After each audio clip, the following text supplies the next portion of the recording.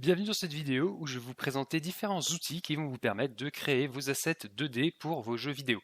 Alors je ne vais pas vous en présenter un milliard, je vais vous présenter les principaux, ceux qui sont le plus utilisés. S'il y en a dont je n'ai pas parlé, que vous connaissez, que vous aimez beaucoup, n'hésitez pas à lire en description, je pourrais l'ajouter pour les futures personnes qui vont visionner. Et donc ces outils vont vous permettre, avec bien sûr une formation, que ça soit scolaire ou non, vous pouvez vous fermer tout seul, il n'y a aucun souci, de pouvoir faire ce genre d'illustration. Alors ici c'est un exemple d'un jeu qui est Ori on the Blind Forest, qui est très joli, très stylisé. Ici on a plutôt un style dessiné à la main, mais on va avoir des logiciels qui permettent de faire à la fois ce style plutôt dessiné à la main, mais aussi des styles un peu plus simples à faire, qui sont par exemple du vector art, c'est-à-dire qu'on fait des objets qui sont vectoriels, c'est-à-dire qu'ils ne perdent pas en qualité quand on les redimensionne, à base de lignes, de formes géométriques, de courbes, et c'est un peu plus facile à faire entre guillemets puisqu'il n'y a pas besoin de savoir dessiner pour faire ce genre de choses. Alors, les logiciels les plus connus sont bien sûr ceux de la suite Adobe. Donc, on a Photoshop et Illustrator. Photoshop, donc c'est le logiciel graphique par excellence, le plus connu, le plus utilisé dans le monde pro, etc. Donc, il est très puissant. Il peut faire tout ce que vous voulez. Vous pouvez faire du dessin, même du pixel art, du vector art. Il n'y a aucun souci. Il est très puissant. Le problème, c'est qu'il coûte assez cher à la longue, puisque vous voyez ici, par exemple, on a Creative Cloud, Photoshop, on a différentes offres. Et voilà, c'est des abonnements mensuels. C'est le problème avec Adobe. Mais en tout cas, Photoshop, il faut en parler quand même parce que c'est le plus utilisé. Vous pouvez faire tout ce que vous voulez avec et vous avez l'équivalent donc qui est plutôt axé sur le vectoriel qui est Illustrator. Donc là, on a un exemple de ce qu'est du vectoriel. Voilà, on fait des traits et ça fait des formes. Donc, même avantage, c'est très puissant, c'est très utilisé, c'est très reconnu, vous retrouvez plein de tutos. Par contre, même inconvénient que Photoshop, c'est payant tous les mois. Donc, bien sûr, c'est des logiciels qu'on peut trouver autrement, mais moi je parle quand même de choses légales parce que je considère que vous allez vouloir faire des assets que vous pouvez ensuite utiliser potentiellement dans des jeux commerciaux. Donc, il ne faut pas utiliser un logiciel qu'on a acquis de manière détournée pour ça.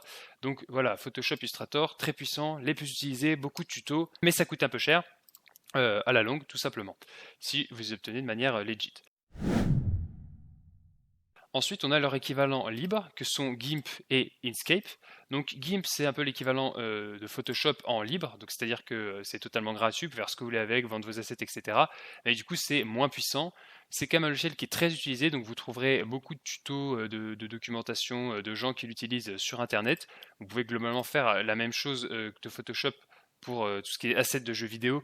Photoshop est beaucoup plus puissant, mais ça va être surtout dans la retouche d'image, dans l'intelligence artificielle, ce genre de choses, donc on n'a pas réellement besoin, en tout cas pour commencer dans les assets de jeux vidéo. Donc voilà, n'hésitez pas à jeter un œil sur GIMP, c'est pas mal et c'est utilisé. Et l'équivalent du coup un petit peu d'Illustrator, c'est Inkscape, ici sur inkscape.org, qui est aussi assez utilisé. Alors personnellement, j'aime pas trop le logiciel, mais ça c'est totalement personnel. Je trouve pas que l'interface soit incroyable, etc. On peut faire aussi du vecteur avec GIMP, comme on peut faire du vecteur avec Photoshop, même si c'est un peu moins adapté, c'est possible aussi. Mais n'hésitez pas à jeter un œil si vous voulez faire plutôt du vectoriel, ça peut marcher. Ensuite, pour ce qui est un petit peu plus du dessin, on peut passer sur un autre logiciel libre qui s'appelle Krita, qui est une référence dans le milieu des logiciels libres, et même au-delà. C'est un logiciel open source, donc vous pouvez faire ce que vous voulez avec, vous pouvez vendre vos assets, etc., qui est plutôt axé sur le digital painting, c'est-à-dire la peinture numérique. En soi, vous pouvez aussi faire d'autres choses, vous pouvez faire un peu de vectoriel, etc., mais c'est vraiment pas fait pour ça. Krita, c'est super bien. L'interface est vraiment belle, le logiciel marche très bien et c'est totalement gratuit, donc c'est sympa. Mais c'est plutôt quand même pour tout ce qui est voilà, illustration, concept art, digital painting. Donc il faut maîtriser le digital painting et le dessin ou l'apprendre. Mais en tout cas, Krita est une très bonne alternative à Photoshop pour tout ce qui est digital painting et ça marche très bien. Et il y a pas mal une assez grosse communauté aussi, donc vous trouverez pas mal de tutos, d'articles en ligne dessus. La suite Affinity qui est, alors pour le coup c'est un peu des équivalents à Photoshop et Illustrator, ils ont d'autres logiciels, ils ont Publisher par exemple. Donc Affinity Photo 2 c'est l'équivalent de Photoshop en gros, et Affinity Designer 2 dans ce cas c'est l'équivalent d'Illustrator, et c'est des logiciels qui sont très puissants, qui sont vraiment super sympas à utiliser, ils marchent très bien, vous trouverez aussi une petite communauté dessus, c'est vraiment des super alternatives à la suite Adobe. L'avantage qu'ils ont c'est tout simplement que c'est de l'achat standalone, c'est-à-dire que vous l'achetez une seule fois, vous voyez par exemple ici donc Windows macOS, on l'achète une fois à 80 € et on a le logiciel sans jamais besoin avoir à repayer ensuite, alors que Photoshop, ça marche avec Creative Cloud, donc c'est un abonnement, ce qui fait qu'effectivement, pour un mois de Photoshop, par exemple, vous allez avoir que 24 €, sauf qu'au bout d'un an, Affinity sera bien moins cher au bout du compte, qui sont des super logiciels, franchement, Affinity Designer, vraiment bien pour créer des assets de jeux vidéo. Donc n'hésitez pas à leur donner leur chance également si vous voulez passer sur des logiciels plus professionnels. Si vous êtes débutant, que vous commencez dans l'art graphique, il n'y a pas besoin, hein, vous pouvez commencer sur GIMP ou sur Krita, sur Inkscape, ce genre de choses, mais n'hésitez surtout pas, si vous voulez passer au niveau supérieur, à utiliser la suite donc Affinity Photo et Affinity Designer, surtout Affinity Designer du coup pour le jeu vidéo, qui sera particulièrement adapté et beaucoup moins cher que Photoshop à la longue, et c'est vraiment un super logiciel, super interface, marche très bien, etc. C'est vraiment très bien. Celui je conseille pour les débutants plutôt, c'est Photopea.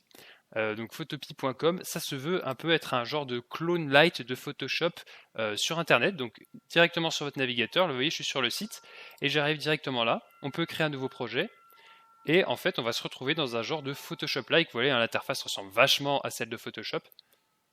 Et alors évidemment, on n'a pas toutes les fonctionnalités super avancées de Photoshop, mais on a toutes les fonctionnalités de base qui vont nous permettre, en fait, largement suffire pour créer, pour débuter, hein. Voilà, vous voyez, je peux faire des rectangles, j'ai une baguette magique, j'ai une gomme, j'ai un pinceau, j'ai une pipette, enfin j'ai tout ce qu'il faut. Il y a tous les outils de base de Photoshop qui vont vous permettre, si vous débutez, d'apprendre un petit peu les bases des assets graphiques, d'apprendre à créer vos propres assets. Ça suffira largement pour vos premiers jeux.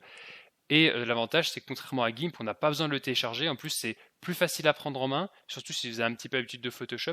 GIMP et Inkscape, ça reste des logiciels open source, donc l'interface n'est pas spécialement bien travaillée, donc ça peut être un peu perturbant au début, même si ça va, hein, c'est quand même facilement utilisable.